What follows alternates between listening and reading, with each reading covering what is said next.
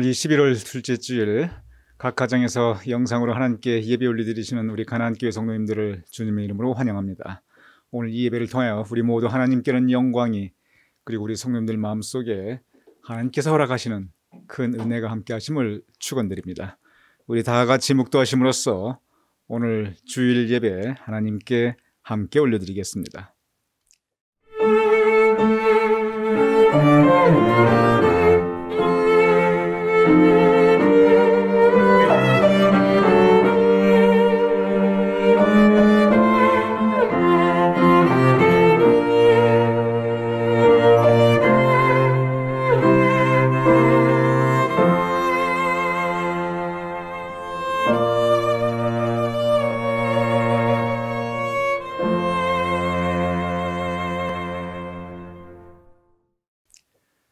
나는 여호와를 향하여 말하기를 그는 나의 피난처여 나의 요새요 내가 의뢰하는 하나님이라 하리니 이는 그가 너를 사냥꾼의 올무에서와 심한 전염병에서 너를 건지실 것이미로다. 아버지 하나님, 주님께서 우리의 피난처가 되시고 요새가 되어주심을 감사하옵나이다.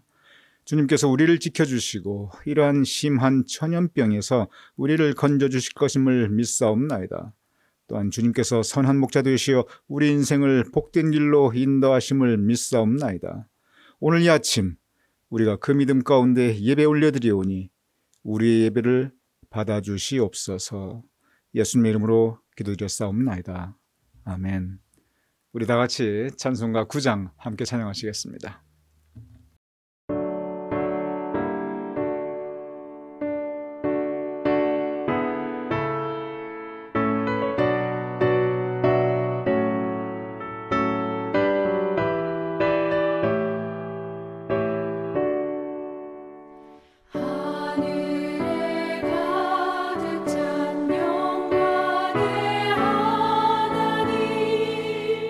온 땅에 주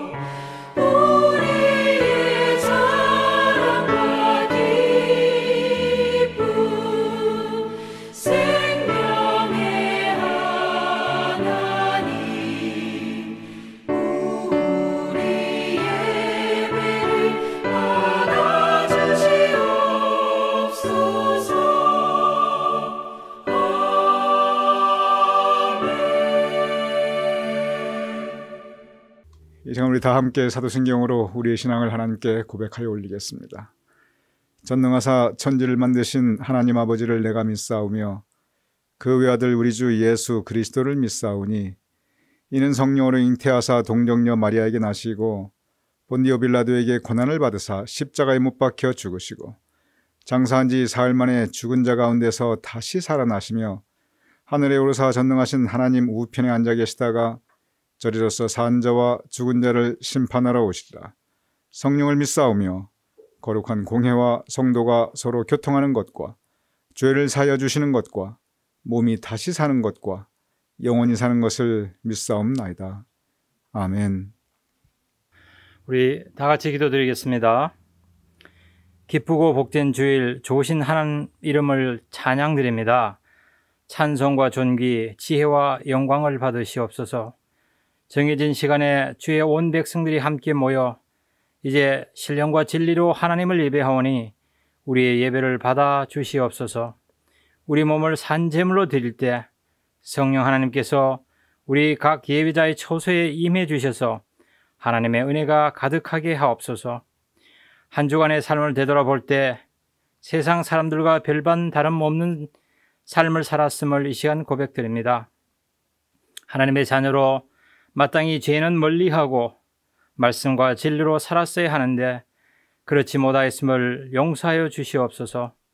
우리에게 맡겨진 시간과 재능 그리고 은사와 재물을 주의 나라 확장에 제대로 사용하지 못했습니다. 이 시간 십자가 우리 주님의 보혈의 능력으로 용서하여 주시고 깨끗게 하여 주시옵소서.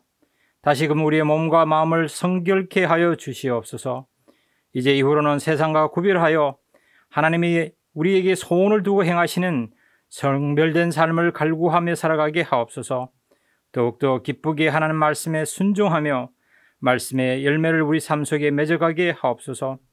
비록 코로나로 인하여 함께 모여 예배드리지는 못하지만 서로 만나 얼굴과 얼굴을 보며 교제하는 시간은 없을지 몰라도 성령 하나님 안에서 하나 되게 하신 것을 힘써 지키게 하시고 비록 떨어져 생활하지만 하나님의 말씀 안에서 서로서로 사랑하고 서로서로 기도하며 서로서로 격려하며 살아가게 하옵소서.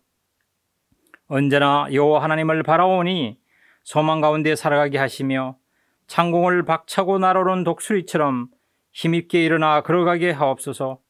우리가 걸어가는 길에 항상 마음의 감사와 기쁨이 입술의 간증과 찬양이 항상 넘쳐나오기를 소망합니다. 2021년을 내다보며 이제 가나안 교회가 앞으로 나가야 할 방향과 중점 사역을 세워주시니 감사합니다. 담임 목사님의 3차 3개년 목회 계획을 축복하여 주시고 이 일에 우리 모두가 한마음 한뜻으로 참가하기를 소원합니다. 또한 원래 연초에 세운 표 일어나 빛을 발하를 가슴에 담고 계속하여 살아가고자 합니다. 언제나 벅찬 예배와 알찬 마음이 있게 하시고 알찬 말씀이 있게 하시고 힘찬 전도와 선교와 활기찬 속회 활동이 조속히 회복되게 하옵소서. 이를 위해서라도 기승을 부리고 있는 코로나 바이러스를 속히 물리쳐 주시고 우리 가운데 병약한 지체들을 찾아가 주셔서 친히 권능의 손으로 안수하여 주시며 강건케 하여 주시옵소서. 회복하여 주시옵소서. 주님만이 하실 수 있사오니 속히 임재하여 주시옵소서. 한평생 주님을 섬기며 하나님의 영광을 위해 살아온 많은 장로님들, 권사님들을 굳세게 하시며 언제나 평안과 소망의 끈을 붙들고 살아가게 하옵소서. 재단에서 오신 주의 종 최성남 목사님을 더더욱 강건케 하시옵소서.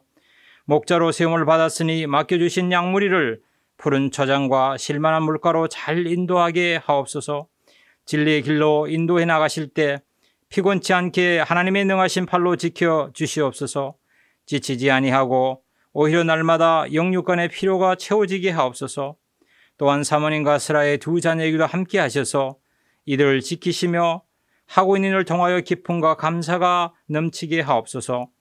이제 세워진 종을 통하여 하나님의 말씀을 듣겠사오니 성령 하나님께서 함께 하시어서 전하시는 종에게는 말씀의 지혜를 더하여 주시고 말씀을 듣는 우리 모두에게는 담을 수 있는 그릇을 준비하게 하옵소서.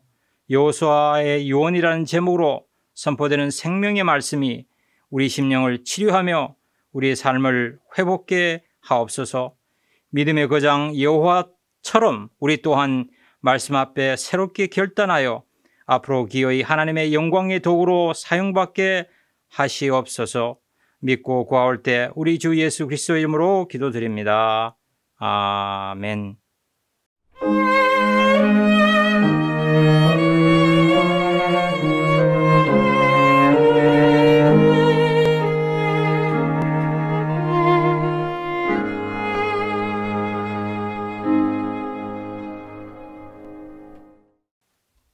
하나님의 말씀 여호수아 24장 14절과 15절을 제가 봉독하도록 하겠습니다. 그러므로 이제는 여호와를 경외하며 온전함과 진실함으로 그를 섬기라. 너희의 조상들이 강 저쪽 애굽에서 섬기던 신들을 치워버리고 여호와만 섬기라. 만일 여호와를 섬기는 것이 너희에게 좋지 않게 보이거든 너희 조상들이 강 저쪽에서 섬기던 신들이든지 또는 너희가 거주하는 땅에 있는 아모리 족속의 신들이든지 너희가 섬길 자를 오늘 택하라. 오직 나와 내 집은 여호와를 섬기겠노라 하니. 이것은 살아계신 하나님의 말씀입니다. 아멘.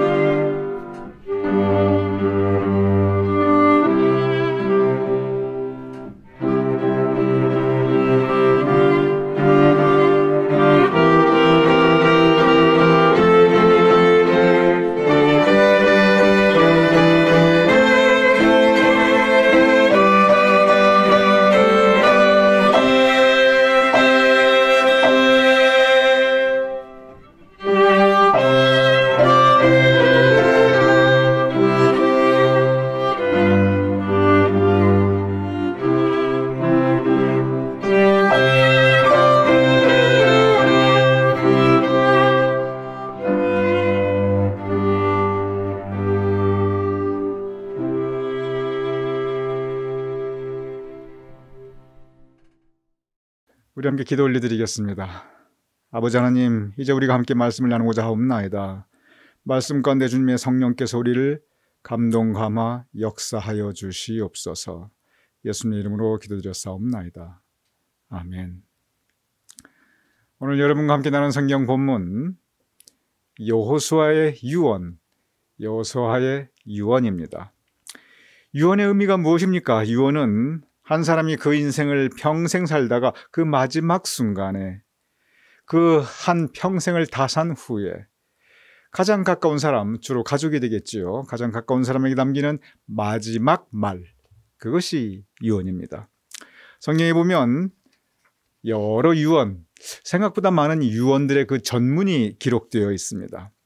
그런데 그 유언들을 하나하나 읽어보면 야, 그때나 지금이나 사람의 마음이라는 게 다 똑같구나, 이러한 것을 느낄 수가 있습니다. 몇 천 년이 지나도 그 인간 내면의 본질, 그리고 살아가는 그 사람이 살아가는 그 방법, 방식, 그런 것은 참 비슷하구나, 이렇게 느낄 수가 있습니다.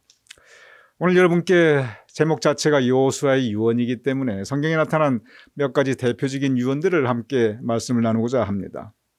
성경에 맨 처음 나타나는 유언은 아브라함의 유언입니다. 아브라함은 스스로 자신의 생명이 다 해감을 느끼게 됩니다. 아브라함이 이렇게 나이 들어가니 자기에게 가장 소중한 것이 역시 자식이에요. 그런데 자기의 사랑하는 아들 이삭이 이거 도대체 아직까지 장가를 못 갔는데 내가 죽기 전에 저 녀석 장가 가는 것을 보아야 될 텐데, 그런 마음을 가지게 됩니다. 도대체 이삭이 나이 40이 되도록 장가 갈 생각을 안 하는 거예요. 그래서 보다 못해 이제 자신의 마지막 날은 다가오는 것을 느끼게 되니까 아브라함이 자신의 아들 이삭의 의지와 무관하게 그의 결혼을 서두르게 됩니다. 그래서 나이 많은 아브라함이 그의 가장 신뢰하고 가장 의지하는 종을 부릅니다. 그러면서 그 종에게 자신의 유언을 전합니다. 그것이 창세기 24장 3절 4절의 말씀입니다. 제가 읽어보겠습니다. 너는 가나안 족속의 딸 중에서 내 아들을 위하여, 이삭입니다, 내 아들을 위하여 아내를 택하지 말고 내 고향 내 족속에게 가서 내 아들 이삭을 위하여 아내를 택하라. 내가 이 아들을 장가 보내야겠는데 내 며느리는 나하고 같은 동족 가운데 하고 싶다, 그런 소망을 표현합니다. 그리고 그 임무를 맡깁니다.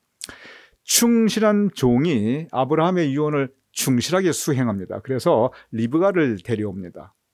그리고 그의 생전에 결혼을 시킵니다. 그런데 이때 아브라함은 이미 후체에게서 낳은 6명의 다른 아들이 또 있었습니다. 그래서 이제 아브라함이 걱정을 하게 돼요. 야, 이거 내가 세상 떠나는 건 그건 떠나는 건데 내가 이렇게 재산이 많은데 잘못하면 저 자식들 간에 재산 싸움이 나겠구나. 그래서 아브라함이 두 번째 유언을 합니다. 성경에 보면 이 두 번째 이 유언 자체, 그 자체는 나타나지 않지만 이 유언을 실행한 것이 나타납니다. 그리고 이 두 번째 유언은 재상산속에 대한 것입니다. 창세기 25장 5절 6절 이렇게 기록되어 있습니다. 아브라함이 이삭에게 자기의 모든 소유를 주었고 자기 서자들에게도 6명의 다른 아들입니다, 재산을 주어 자기 생전에 그들로 하여금 자기 아들 이삭을 떠나 동방 곧 동쪽 땅에 가게 하였더라. 이것이 뭐냐면 자기의 사랑하는 아들 이삭을 보호하고 싶었어요. 그런데 자기의 이제 사랑하는 아내 사라가 세상 떠나온 다음에 또 이제 둘째 아내를 맞이해서 후체를 얻었는데 그 후체에게서 6명의 아들이 태어났거든요. 그런데 6명의 아들들에게 섭섭하게 해주고 싶지 않았어요. 왜냐하면 그러면 이삭과 그 6명의 아들들이 재산을 가지고 싸울 수가 있으니까. 그래서 6명의 아들들에게 재산을 넉넉하게 나누어 주었습니다. 그리고 한 가지 조건을 걸었어요. 섭섭하지 않게 재산을 줄 테니 이삭을 떠나서 먼 곳에서 가 살아라. 그래서 동쪽 먼 곳으로 각각 아주 이 한 살림 챙겨주어서 보냈습니다. 그래서 그 6명의 다른 아들들에게는 섭섭한 마음이 들지 않게 하였고, 그리고 또 자신이 사랑하는 아들 이삭은 그들로부터 보호하여 주었습니다. 참 이것을 보면 아브라함이 이 말년에 판단을 잘한 것 같아요.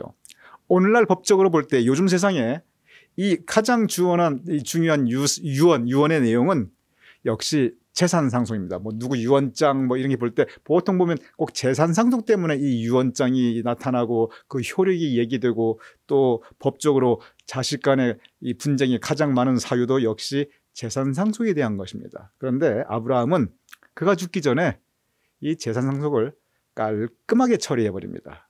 그래서 이삭도 보호하고 자식 간에 싸움도 나지 않고 다른 자식들도 섭섭한 마음 들지 않고 악여하고 그렇게 정리합니다.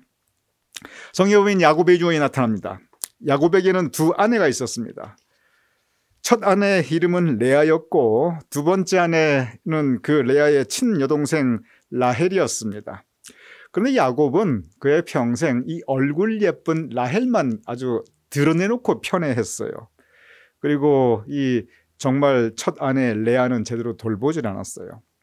야곱이 다 늙어가지고 그것을 깨닫게 됩니다. 그것도 레아가 세상 떠난 그 다음에 비로소 내가 레아에게 해도 너무했구나. 이거 생각할수록 자꾸 미안한 마음이 자꾸 드는 거예요. 그래서 유언을 합니다. 창세기 49장 29절 31절 이렇게 기록되어 있습니다. 나를 헷 사람 에브론의 밭에 있는 굴에 장사하라.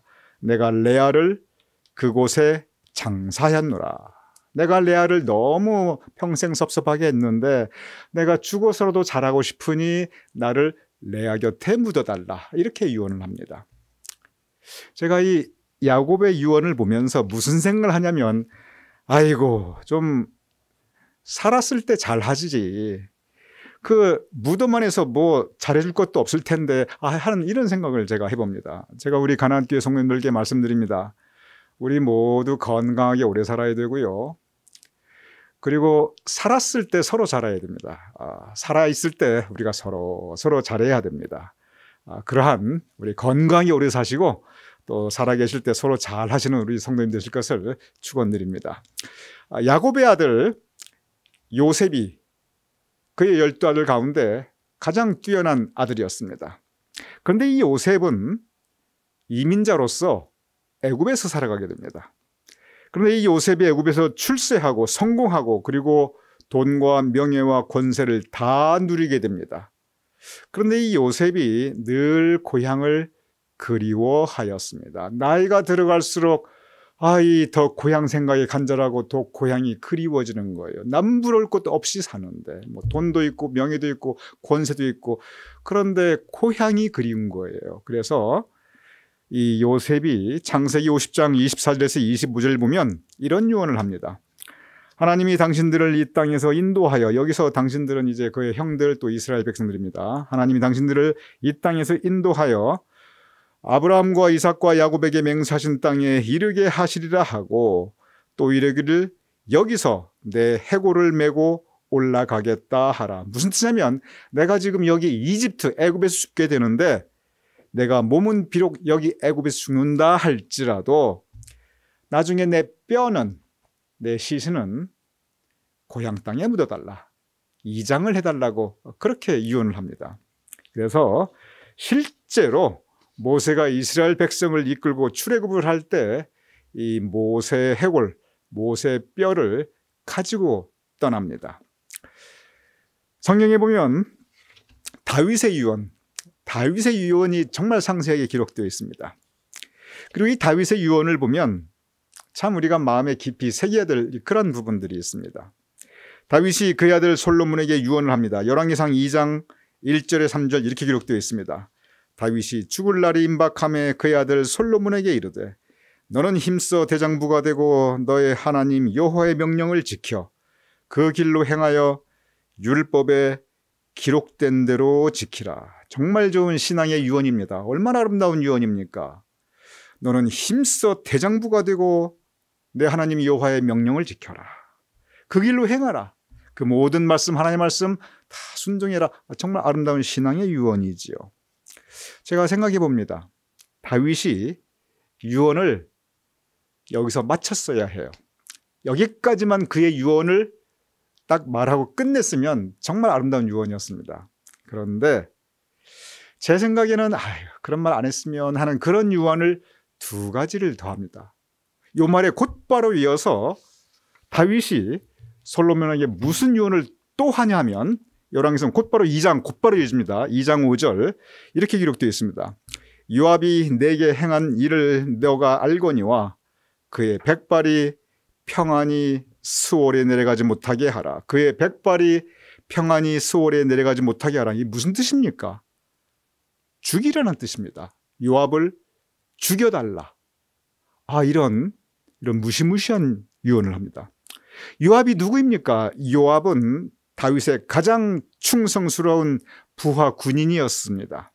그 수많은 전투에서 목숨을 걸고 나가서 자기의 죽은 다윗을 지켰으며 그리고 다윗의 그 많은 전투들을 승리로 이끌었습니다. 적어도 요압이 없었다면 그 충성스러운 요압, 목숨 걸고 나가서 다윗을 위해 전쟁을 벌였던 이 요압이 없었다면 절대로 다윗이 그렇게 성공할 수가 없었어요. 그런데 불행한 일이 생깁니다. 다윗에게 불행한 일이 생깁니다. 무슨 불행한 일이 생기냐면 다윗의 친아들 압살롬이 그만 반란을 일으킵니다. 그래서 압살롬이 반란군을 이끌고 그의 아버지를 공격합니다. 그래서 그의 아버지와 이 반란군 압살롬의 군대 간에 전쟁이 벌어지는데 그때 이 다윗을 위해서 또 요압 장군이 나섭니다. 그런데 그때 다윗이 명령을 하는데 이런 명령을 합니다. 다른 사람은 다 죽여도 괜찮은데 내 아들 압살롬만큼은 죽이지 마라. 그래도 내 아들이다. 죽이지 말아달라. 그런데 요압 생각에 압살롬은 화근이에요. 지금 자기 아버지를 한두 번 배신한 게 아니에요. 저거 이번에 살려주면 또 배신한다. 그래가지고 저거 살려두면 후환이고 또 배신할 테니 살려둘 수 없다. 그래서 요압이 압살롬을 죽입니다. 가만히 생각해 보면 그 상황에서 요압이 냉정하게 생각하면은 요압이 잘한 거예요. 왜냐하면 그렇게 해야 그의 죽은 다윗의 왕위가 공고하고 그야말로 흔히 말하는 후환이 없는 거예요. 그런데 다윗은 요압이 사랑하는 아들 압살롬을 죽였기 때문에 그것만 생각합니다. 요압이 왜 죽였을까? 만약에 살려줬으면 어떻게 하면 여기까지 생각이 못 미쳐요. 왜? 사람이 자기 감정이 너무 충실하다 보면 깊이 못 보거든요. 그래서 다윗 생각은 저거 내 아들 죽였지. 아니 왜 죽였는가? 그것까지 생각을 못 하는 거예요. 내 아들 죽였지. 그것만 생각합니다. 그래서 거기에 깊은 원한을 가집니다. 그런데 이 요압이 충신 중에 충신이거든요. 실제 충신 중에 충신입니다. 성경 어디를 보아도 요압은 충신 중에 충신이었습니다. 그러니 누가 보아도 그 상황에서 다윗이 요압을 손댈 수가 없는 거예요. 그래서 다윗이 살아있을 때 자기 손으로 요압을 손대질 못해요. 그러면서 죽으면서 그 아들 솔로몬에게 저 요압을 죽여달라고 그 유언을 한 거예요. 그리고 솔로몬이 아버지 유언에 따라서 아버지 다윗 세상 떠나고 나서 곧바로 그 아버지에게 평생 충성을 다한 그 충신 요압을 아주 잔인하게 죽입니다. 그거 보면 참 다윗 너무했어요. 그럼 또 한편 생각하면 참 사람이 이 원한이라는 게 이렇게 무섭구나. 그런 생각을 해보게 됩니다. 참 우리가 살면서 남한테 이 원한 살릴 하지 않아야 되는 것 같습니다. 그런데 다윗의 유언이 거기서 그치지 않아요. 유언을 또 하나 합니다. 이 다윗이 이 원한, 사실 다윗만 그러겠어요. 누구나 이 원한이라는 건 가슴에 사무칩니다. 그런데 원한만큼이나 사람들 가슴에 사무치는 게 있어요. 평생 못 잊는 게 또 있습니다. 그게 뭐냐면 모욕이라는 겁니다. 사람은 누구나 모욕을 당하게 되면은 그 모욕감이 뼈에 사무칩니다. 그런데 다윗이 가장 힘없고 약했을 때, 다윗이 가장 오갈 곳 없고 의지할 곳 없을 때 한 사람에게 깊은 모욕감을 느낍니다. 그리고 다윗이 내가 이렇게 힘없고 약할 때, 오갈 데 없을 때 저 사람이 나를 이렇게 공개적으로 모욕했지, 그걸 평생 기억합니다. 그리고 그가 죽을 때 솔로몬에게 그것을 복수해 줄 것을 유언해요. 열왕기상 2장 8절 9절 이렇게 기록되어 있습니다. 심의가 너와 함께 있나니 그는 나를 저주하였느니라. 너는 그의 백발이 피 가운데 수올로 내려가게 하라. 참 무시무시하죠. 그의 백발이, 시므이도 이미 나이 많아 늙었어요. 가만 놔둬도 얼마 오래 못 살아요. 그런데 그의 백발이 피 가운데, 그러니까 죽이라는 뜻입니다. 피를 흘려라 뜻입니다. 그리고 수올에 내려가게 하라. 참 이거 보면은 물론 다윗 너무했어요. 이건 다윗 절대 잘한 거 아닙니다. 그런데 한편으로 우리가 이렇게 또 느낄 수 있는 것은 우리가 다른 사람 존중하면서 살아야 합니다. 저도 이제 참 이만큼 살아보니 전에도 이제 뭐랄까 제가 한 이런저런 이제 이 일들을 생각해 보면은 그리고 또 주변을 보면 또 특히 이 요압의 이 경우를 보면 사람이 인격을 모독하는 말, 남을 함부로 모욕하는 말, 그런 말이나 행동을 하면은 안 되는 것 같아요. 그 삼가해야 되는 것 같아요. 그런데 사람이 화가 나면 이렇게 남을 함부로 모욕도 하고 이러거든요. 그런데 아무리 화가 나도 절대 다른 사람의 인격을 공격하거나 그 사람에게 모욕감을 주는 것은 이건 극단적인 말이니까 삼가하는 것이 좋습니다. 왜냐하면 다윗을 보세요. 그거 평생 기억합니다.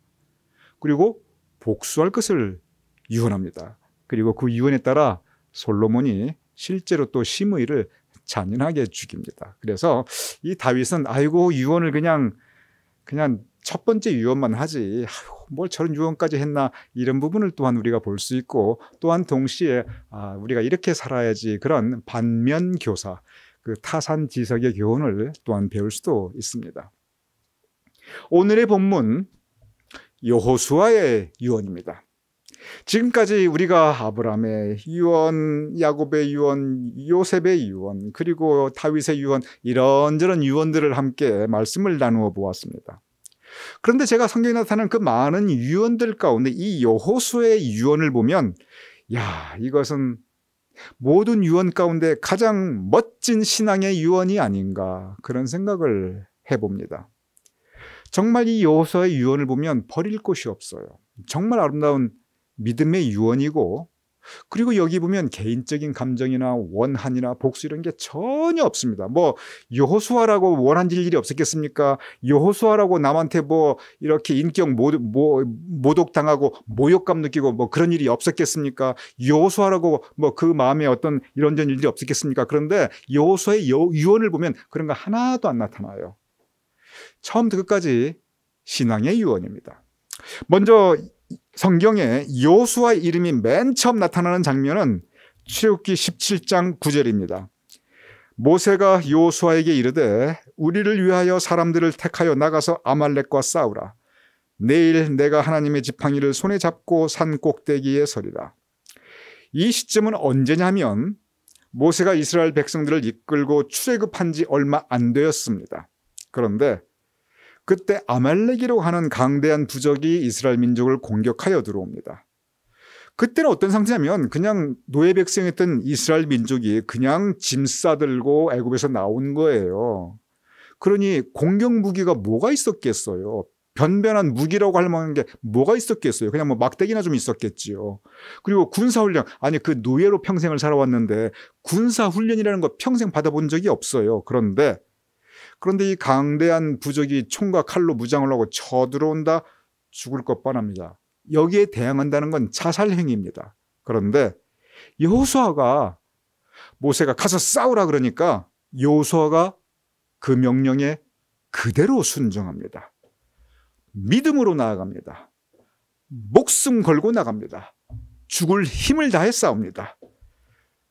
그래서 이스라엘 민족을 아말렉으로부터 지켜냅니다. 이것이 성경에 나타나는 이스라엘 민족 역사상 첫 번째 전쟁이에요. 그리고 그 전쟁의 승리자는 여호수아였고, 여호수아는 믿음으로 나갔던 것입니다. 믿음의 사람이었습니다. 그 이후에 성경의 기록을 가만히 보면 여호수아가 전쟁에서 맨 앞장서서 싸웠을 뿐만 아니라 모세가 곤경에 빠질 때마다 이런저런 모세가 곤경에 많이 빠져요. 심지어 정말 이건 엄청난 위기다, 그런 위기의 순간이 있었습니다. 이스라엘 백성들에게 돌에 맞아 죽을 뻔하기도 했어요. 그런데 그때 여호수아가 항상 모세를 보호해 줍니다. 모세를 끝까지 지켜줍니다. 그리고 그 신의와 의리를 끝까지 지켜줍니다. 모세가 그러한 여호수아를 고마워합니다. 그리고 신뢰합니다. 무엇보다 그의 믿음을, 그의 신앙을 높이 평가합니다. 그래서 여호수아를 후계자로 세웁니다. 신명기 34장 9절 이렇게 기록되어 있습니다. 모세가 눈의 아들 여호수아에게 안수하였으므로 이스라엘 자손이 여호수아의 말에 순종하였더라. 그래서 모세의 시대는 가고 여호수아의 시대가 열리게 됩니다. 우리가 모세를 연상하면 머리가 허연 노인을 연상하게 됩니다. 사실 그래요. 모세가 이제 하나님의 명령을 받고 애굽에 갔을 때가 80세였어요. 그러니 40년 동안 광야 생활을 할 때는 벌써 80세에서 120세까지 그 40년이었어요. 그러니 성경에 나타나는 모세는 항상 머리가 허연 노인이었던 것이 사실입니다. 그런데 우리는 모세와 달리 여호수아 하면 아주 젊고 팔팔한 청년을 생각합니다. 그래서 이 장면, 모세가 여호수아에게 안수하고 이제부터 너가 지도자다, 이 백성 이끌고 나아갈 할 때 우리는 여호수아가 아주 젊은 청년일 것으로 생각합니다. 그런데 성경을 가만히 읽어보면요, 모세가 이렇게 여호수아에게 안수했을 때, 즉 후계자, 이제 후계자로 세웠을 때 그때 여호수아 나이가 몇 살이었냐면 80을 훌쩍 넘긴 노인이었습니다. 그러니 그 이후 요단강 건너가서 가나안 정복 전쟁이 이뤄졌는데 이 80 훌쩍 넘은 이 노인뿐이 이 여호수아가 칼 들고 앞장서서 그 전쟁터에서 목숨 걸고 그 전투를 펼쳐나가는 겁니다. 여호수아 대단한 분입니다. 그런데 그런 여호수아 덕분에 드디어 이스라엘 민족이 그 가나안 땅에 정착하게 되고 그곳에서 비로소 새로운 삶을 살아갈 수 있었습니다. 그 여호수아 덕분에 평화가 찾아오게 되고 그곳에 드디어 이제 그 젖과 꿀이 흐르는 그 땅에서 드디어 이제 사람답게 살아가기 시작하겠습니다. 그러면서 세월이 흘렀습니다. 세월 앞에 장사 없지요.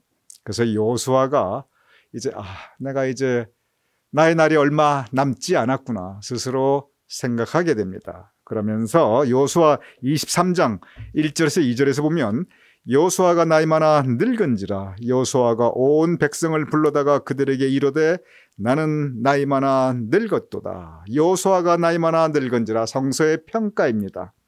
그런데 여호수아 스스로도 나는 나이 많아 늙었도다 스스로도 그것을 인정합니다. 여호수아가 청년 여호수아인데 내가 늙었다 하고 인정하는 것이 바로 이때 성경 보면 딱 한 번 나옵니다. 그런데 온 이스라엘 불러 그들에게 이르되 유언입니다. 그리고 이 유언의 전문이 성경 여호수아에 다 기록되어 있습니다. 여호수아는 이제 그의 유언을 하면서 먼저 쭉 23장 24장 읽어보면 여호수아가 그 유언 중에서 무슨 말을 하냐면 지난 시간들을 회상합니다. 애굽에서는 이랬고 광야에서는 이랬고 실제 여호수아는 애굽에서 태어났습니다. 노예 생활을 실제 하였던 사람이었어요. 그리고 광야 40년 그 시간 다 겪었습니다. 그리고 가나안 정복의 그 30년 세월을 또 다 겪었습니다. 그래서 그러한 그 지난 110년의 인생이 여호수아의 눈앞에 주마등처럼 지나갑니다. 그 지난 인생 회상하면서 그의 모든 지난 삶들, 또 이스라엘 민족과 함께 했던 삶들, 그리고 지금 가나안에서 하나님 복받고 살아가는 그 삶을 회상하면서 그의 인생을, 그리고 이스라엘 백성들의 인생을 이렇게 평가합니다. 여호수아 24장 13절의 말씀입니다.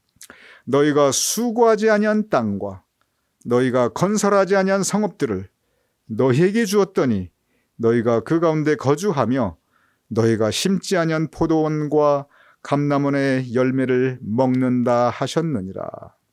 하나님의 말씀을 이스라엘 백성들에게 전하고 있습니다. 그의 유언에서. 근데 이게 무슨 뜻이냐면 지금 가나안 땅이거든요. 이제 먹고 살만해졌어요.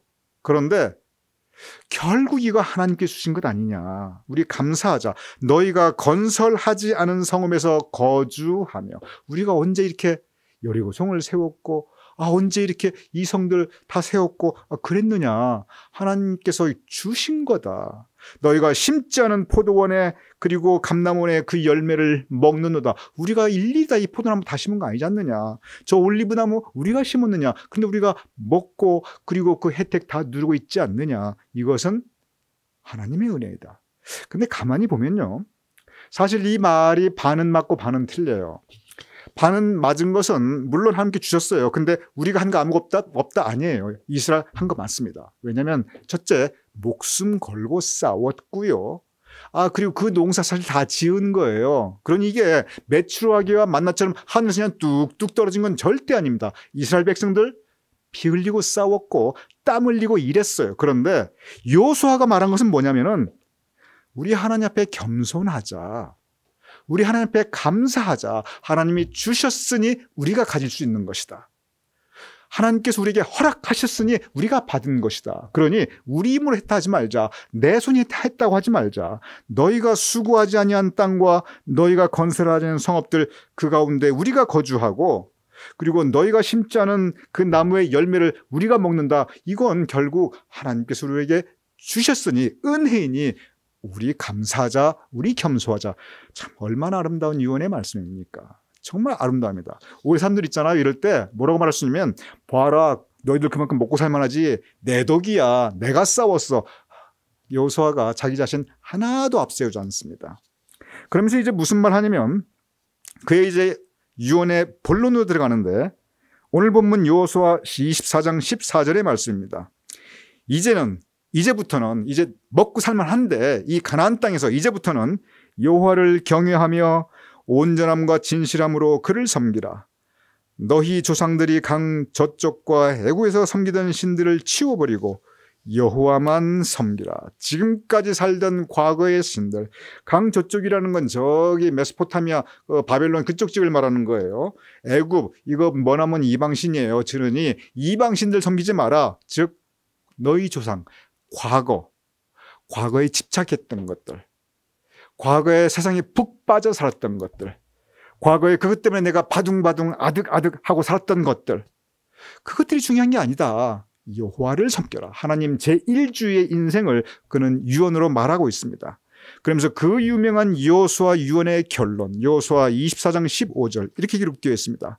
만일 여호와를 섬기는 것이 너에게 좋지 않게 보이거든 너희 조상들이 강 저쪽에 섬기던 신이든지 또는 너희가 거주하던 땅에 있던 신이든지 너희가 섬길 자를 오늘 택하라. 그리고 바로 그 말씀, 오직 나와 내 집은 여호와를 섬기겠노라. 우리가 어거스틴의 고백록을 계속 묵상하고 있습니다. 어거스틴이 이 자유의지에서 참 중요한 얘기를 해요. 우리 모두 사유할 수 있는 생각과 그리고 판단할 수 있는 결정할 수 있는 의지가 있다. 그것이 자유의지라는 거예요. 그러니 우리가 할 수 있는 것은 그 자유를 가지고 선택을 할 수 있는 건데 우리가 자유의지를 잘 사용해서 하나님 말씀에 순종하자. 자유의지 잘못 사용하면 하나님 말씀에 불순종하는데 그것이 죄이다. 이런 가르침을 주거든요. 사실 이거 여호수아가 한 말입니다. 엄격히 말하면. 너희가 섬길 자를 오늘 택하라. 하나님을 택하든지 과거의 이방신을 택하든지 너희의 자유의지로 너희가 택하라. 그러나 나와 내 집은 여호와를 섬기겠노라. 즉 선택을 촉구하면서 오직 나와 내 집은 여호와를 섬기겠노라. 그의 믿음의 고백을 유언으로 남긴 것입니다. 이스라엘 백성들이 이 유언에 공감하고 그리고 결단합니다. 이스라엘 백성들이 이 여호수아의 이 유언 앞에 우리가 지금부터 여호와를 섬기겠나이다. 우리가 지금부터 하나님 잘 의지하고 하나님만 믿고 살겠나이다. 온 이스라엘 백성들이 여호수아의 유언 앞에 신앙의 고백과 믿음의 결단을 같이 하게 됩니다. 여호수아 성경 전체를 읽어보면 정말 파란만장한 인생을 살았던 사람이에요. 애굽에서 노예로 태어났습니다. 노예로 그 젊은 시절 다 보냈어요. 그리고 광야에서 40년을 겪습니다. 그리고 가나안에 와서 그 수많은 전쟁터에서 선봉에 서서 싸웠던 사람이에요. 정말 파란만장히 살면서 이제 110살 인생날에 다 이른 그 시점에 서 있는 바로 그 본문입니다. 어찌 보면 우리 모두 인생도 마찬가지입니다. 특별히 우리 가나안교회 성도님들 파란만장한 삶을 살아오신 분들이 대부분입니다. 왜냐하면 그 시대가 그랬어요. 그 시대가 파란만장했어요. 이 여호수아의 시대가 너무 파란만장했어요. 이 여호수아의 시대는 노예로 태어나고 광야 시절 겪고 가나안에서 전쟁 계속하고, 우리 가나안 교회 성도님들 외정시대 태어나고 6.25 겪고 처음에 그 한국의 그 어려웠던 시절 다 같이 지나고, 그 시대가 파란만장했어요. 그러니 그 인생도 파란만장하였지요. 그런데 이렇게 풍파 많은 인생, 세상 풍파가 닥쳐옵니다. 세상 풍파만 닥쳐옵니까? 사람 풍파도 있어요. 사람한테 시달리는 그 풍파는 또 얼마나 많습니까? 이렇게 세상 풍파 이런 가운데 우리는 그 인생 풍파 겪으며 살아가고 있습니다. 이럴 때 세상 풍파가 우리를 흔들고 사람 풍파가 우리를 흔들어서 우리 인생이 바람잘 날 없고 풍파 그칠 날이 없습니다. 그러할 때 흔들리지 않는 삶, 그러한 인생 풍파 가운데서도 흔들리지 않는 삶을 살아갈 수 있는 그 길은 바로 이 여호수아의 이 신앙의 결단, 오직 나와 내 집은 여호와를 섬기겠노라, 바로 이 믿음이 있을 때 그때만이 가능한 것입니다. 여호수아 인생을 보면 정말 풍파 많은 인생을 살았습니다. 그런데 여호수아처럼 꿋꿋하게 살아나간 사람이 없어요. 성경에 보면 여호수아처럼 흔들림 없이 사는 사람이 없어요. 믿음 붙잡게 살았기 때문에 그렇습니다. 믿음 붙잡고 살았을 때, 하나님 의지하고 살았을 때 여호수아는 흔들림 없이 살 수 있었습니다. 그리고 그의 믿음을, 그의 유언을 통해서 오직 나와 내 집은 여호와를 섬기겠노라, 이 귀한 가르침을 이스라엘 백성들에게 주었던 것입니다. 그리고 이 가르침, 이 유언, 여호수아의 유언, 오늘 오직 나와 내 집은 여호와를 섬기겠노라, 이 말씀은 우리 모두에게 주시는 믿음의 유언입니다. 오늘 이 시간 풍파 많은 인생에 살면서 이 믿음 붙잡고 주님 의지함으로 흔들리지 않고 살아갈 수 있는 저와 여러분 우리 모두가 될 수 있기를 주님의 이름으로 축원합니다. 우리 기도하겠습니다. 아버지 하나님, 여호수아의 유언을 감사옵나이다. 그의 유언이 우리 마음속에 울려 퍼지게 하여 주시옵소서. 그의 유언이 우리 믿음의 유산이 되게 하여 주시옵소서. 우리도 여호수아처럼 비록 그가 풍파만 인생, 파란만장한 인생을 살았지만, 그러나 그 가운데 믿음 붙잡고 하나님 의지하고 살아갈 때 그가 흔들림 없이 살았던 것처럼 우리도 그러한 믿음으로 풍파 많은 세상을 살고 있지만 그러나 흔들림 없이 살아가게 하여 주시옵소서. 우리도 그의 믿음의 결단을 드높일 수 있는 믿는 신앙의 사역자들이 될 수 있도록 주여 도와주시옵소서. 예수님의 이름으로 기도드렸사옵나이다. 아멘.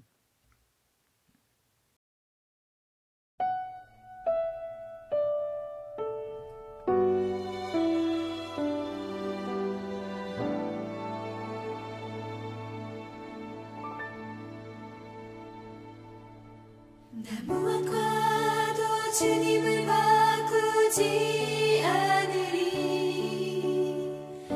다른 어떤 은혜 구하지 않으리. 오직 주님만이 내 삶의 도움이시니 주의 얼굴 보기 원합니다. 주님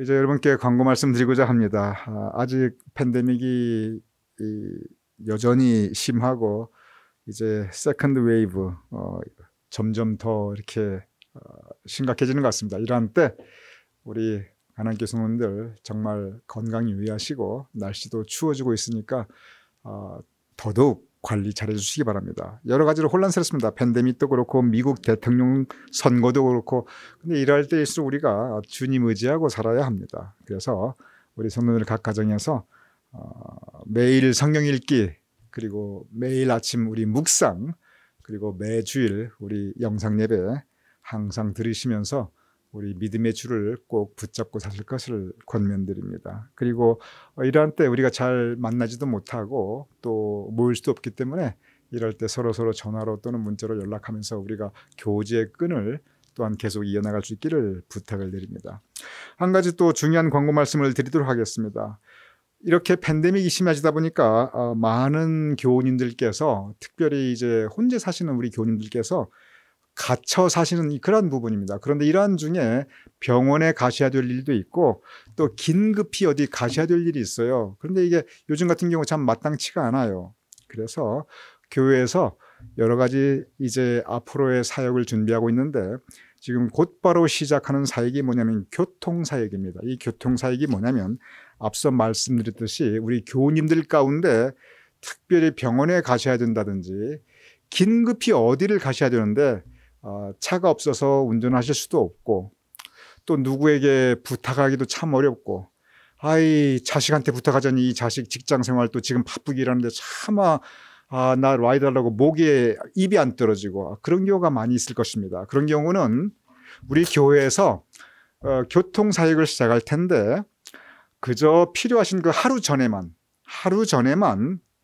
나 내일 병원에 가야 되는데 아니면 나 내일 정말 어디 꼭 가야 되는데 이제 그런 일이 있으실 때 하루 전에만 교통사역자로 교회에서 최올린 권사님을 임명하였습니다.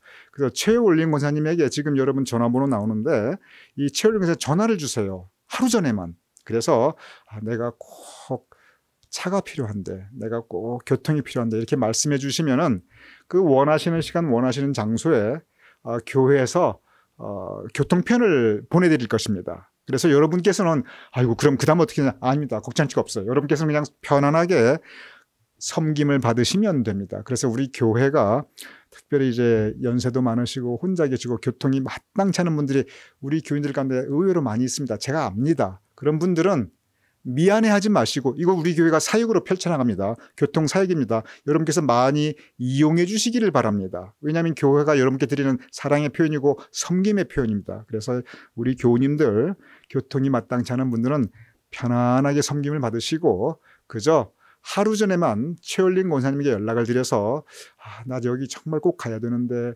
좀 교통을 보내주세요. 그러면 다 처리가 될 것입니다. 그리고 이번 주에 생일 맞으시는 교우님들을 소개하여 올리겠습니다. 우리 교육부에서 주관하고 있는 우리 함께 생일 축하 그리고 축복 시간 금주 10월 10일 박용무 권사님 생신을 맞이하십니다. 우리 박용무 권사님 생신 축하드립니다. 그리고 11월 13일 임혜기 권사님 생신 맞이하십니다. 우리 임혜기 권사님 또한 생신 축하드립니다. 우리 함께 기도하겠습니다.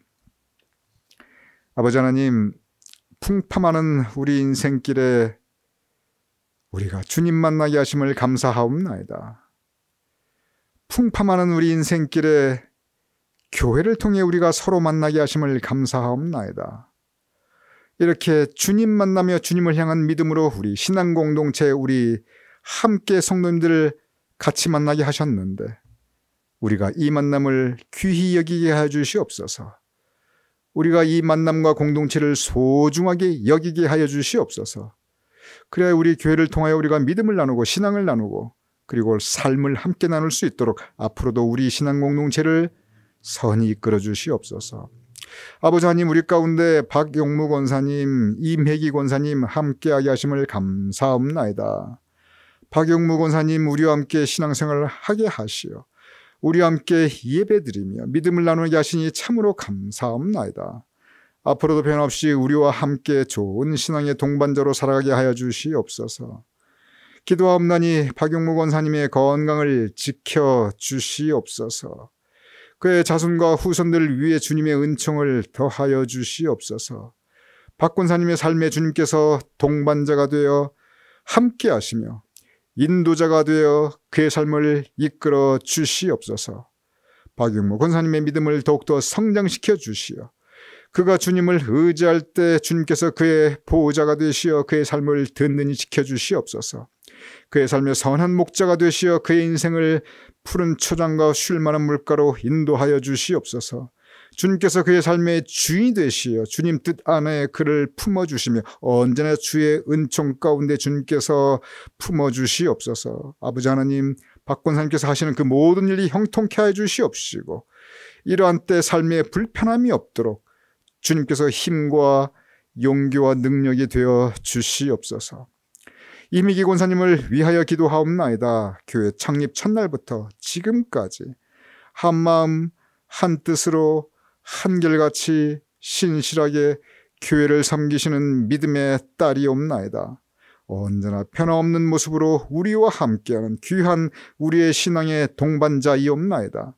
지금까지 이미기 권사님의 삶을 참으로 많은 은총으로 채워주셨사옵나이다. 그에게 참으로 귀한 은사를 허락하셨사옵나이다. 그에게 참으로 많은 은혜를 부어주셨사옵나이다.